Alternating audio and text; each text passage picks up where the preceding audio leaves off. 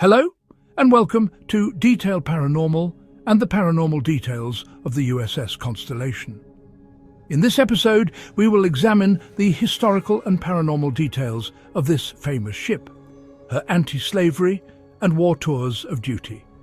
Part 1, which USS Constellation, examining her history.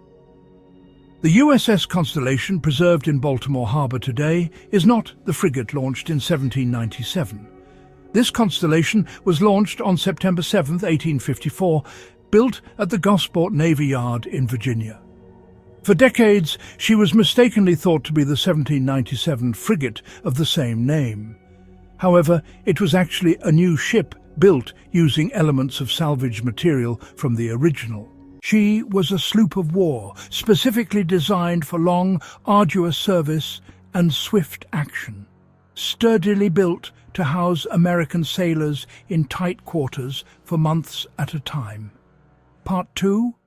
Life aboard the ship. At full complement, the Constellation carried approximately 300 sailors and officers. Below-deck conditions for the average American sailor were severe and unforgiving. Sleeping hammocks hung inches apart. Ventilation was poor. Light came from lanterns only. Privacy did not exist. U.S. naval discipline in the 19th century was abhorrent and inexorable. Then there was disease. Illness spread quickly in the tight, crude conditions, and medical care was primitive at best. The ship's sick bay was not a place of recovery. It was usually a waiting room for death. Treatments were negligible. Part 3. The U.S. Africa Squadron.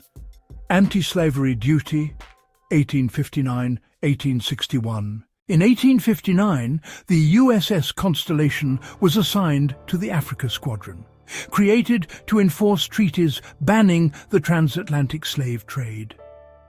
The treaty can be traced to 1842, with the Webster-Ashburton Treaty between the United States and Great Britain. In the terms of the treaty, the United States agreed to maintain a naval force off the coast of West Africa to actively suppress transatlantic slave trade. This was intended to be a humanitarian mission. For the sailors, it was one of the most psychologically brutal assignments in U.S. naval history. What the Constellation actually did: she patrolled the West African coast in extreme heat. She intercepted suspected slave ships. Her sailors boarded vessels filled with starvation, fear, disease, and death. They detained slave traders and took custody of enslaved Africans. Liberated Africans were often temporarily housed aboard U.S. Navy ships, including the Constellation, until other arrangements could be made. For the Africans, this created severe overcrowding, rapid spread of illness, constant fear and confusion. Ship logs record repeated outbreaks of yellow fever, malaria, and dysentery. Crew members died inch-meal, usually delirious with fever. Deaths were logged tersely. Dr. Holzer later emphasized that his research indicated that slow deaths marked by extreme fear decidedly leave the strongest environmental imprint of any emotion. The very molecules of the ship absorbed years of that fierce emotion. Part 4. Heroism mixed with profoundly disturbing sights. The Africa Squadron was deeply unpopular with the sailors. Pay was low. Conditions were extreme. Crews witnessed human beings treated as cargo. Slave traders threw bound Africans overboard before interception. Freed slaves lamentably dying just after being extricated. This had an extreme effect upon the officers and sailors. Of course, the USS Constellation witnessed and absorbed this energy as well. Part 5. U.S. Civil War Service, 1861-1865. During the Civil War, the Constellation served the Union Navy, not as a ship of the line, but as a training and disciplinary vessel. Young recruits were brought aboard. Punishments were severe and public. Flogging was still a common naval punishment. Below deck, illness spread quickly. Injuries and infighting during drills were common. Deaths were frequent. Those who died were sewn into canvas and buried at sea. No grave, no marker, no loved ones. Via his paranormal research, it was Dr. Holz's conjecture that the raw energy from these deaths were especially potent. He also noted that men who died without recognition and with unresolved issues left a forceful and rather frantic energy behind. That energy permeated into the very essence of the ship. One of the men who passed is known only by his nickname, dubbed the Mad Sailor, who had hung himself from the ship's rigging on the upper deck. Visual reports. Witnesses looking up at the masts from the dock or deck level have reported seeing a dark silhouette swinging and dangling in the air. Auditory phenomena. On quiet nights, visitors and staff have described hearing the rhythmic eerie groaning and straining of a taut swinging rope and stressed wood, even when there is no wind to move the heavy rigging. Part 6. The sick bay, where trauma settled. The sick bay appears repeatedly in ship logs. This is where limbs were amputated without anesthesia. Sailors died from infection and fever. Men knew they were dying. These deaths were usually not sudden. They were prolonged. One of those sick bay interactions was that of an 11-year-old sailor boy. He was what was known as a loblolly boy. A loblolly boy was an 18th century low-ranking assistant to the ship's surgeon, usually of a necessitous family. His duties would have included fetching water, cleaning surgical tools, and holding patients during gruesome procedures, usually without anesthesia. In the early 1800s, the boy was cornered in the orlop deck, the lowest deck, by 2 sailors. The reason for the confrontation varies. Some say it was over a theft or a minor grievance, but it ended with the boy's life being extinguished by the 2 crewmen. His spirit is almost exclusively reported in the sickbay and the berth deck, specifically near the sleeping hammocks where he likely would have rested. Unlike other spirits on the ship who appear as full-bodied apparitions in uniform, the loblolly boy is often described as a distressing shadowy sight. Witnesses frequently report seeing a small, shadow-like figure of a child. Many visitors and overnight Boy Scout troops have reported hearing the disembodied sound of a young boy, hopelessly crying or whispering for his mother in the dark, cramped spaces of the lower decks. Part 7. Further paranormal details. Poltergeist, activity, and unexplained physical events. The USS Constellation is notorious not just for residual paranormal activity, but for active haunting where physical objects are actually moved or manipulated. Floating objects. A historical account from a US Navy officer mentions seeing a stack of pots and pans floating in mid-air while checking on a prisoner in the brig.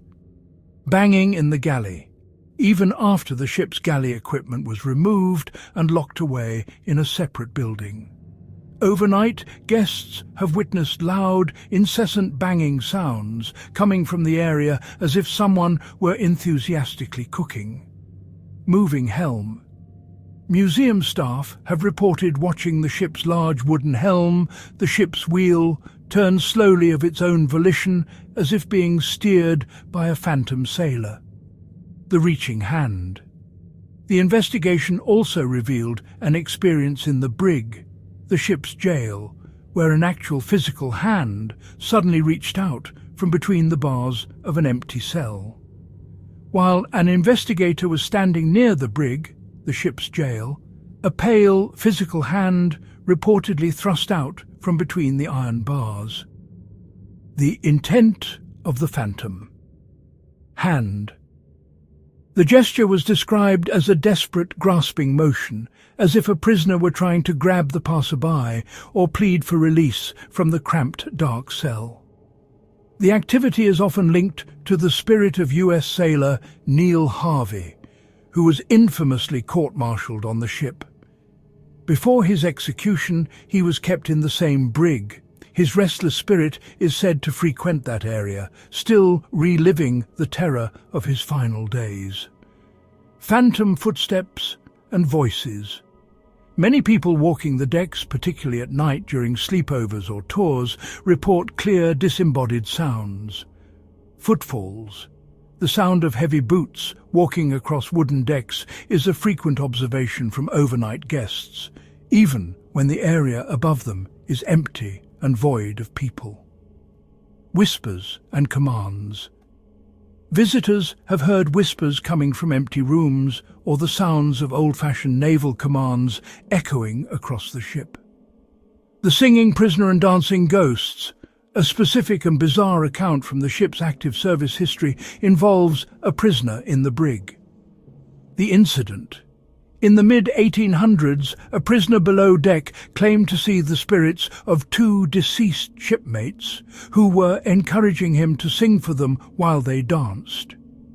This is linked to the incident of the stacks of pots and pans inexplicably floating several feet off the deck. Unexplained physical sensations. Beyond the inexplicable visual and auditory phenomena, there are also perplexing somatic physical sensations for some visitors. Isolated cold spots. Sudden and intense pockets of cold air are encountered in the berth deck and the captain's quarters. Phantom peering eyes. Tourists have felt an intense sensation of being covertly observed from disembodied eyes. Witnesses have stated on oath that they've seen opaque faces with clear countenances peering through the gun ports of the ship, impossibly from outside of the gun ports. The acrid smell of gunpowder. Before some of the more intense apparitions appear, the distinct and strong odour of gunpowder has been reported by many witnesses. Part 8. Furl the sails. Historical energy suffuses present day. When the USS Constellation was permanently docked and preserved as an historic American museum in Baltimore Harbor, her mission was altered. The ship stopped moving, the structure was sealed, and the paranormal reports began. Staff and guards reported footsteps on empty decks, knocking sounds with no source, more cold spots below deck, intense feelings, unease or fear near sickbay and crew quarters. Visitors described silent figures in period naval clothing, often repeating, some interacting. Part 9. The Brougham Photograph, a Spirit Captured, 1955. In 1955, Alan Ross Brougham, a lieutenant commander in the US Navy, was aboard the USS Constellation. He was not a ghost hunter. He was performing his duty, a routine documentation. During that process, he inadvertently photographed a human figure in spirit form aboard the ship.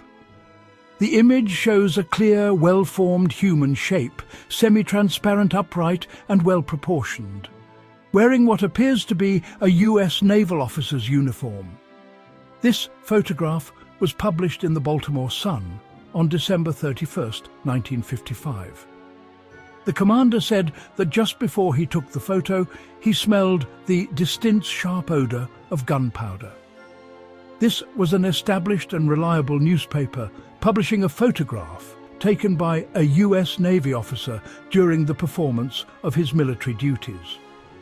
What the photograph shows is clearly a person, not tricks of light or shadows.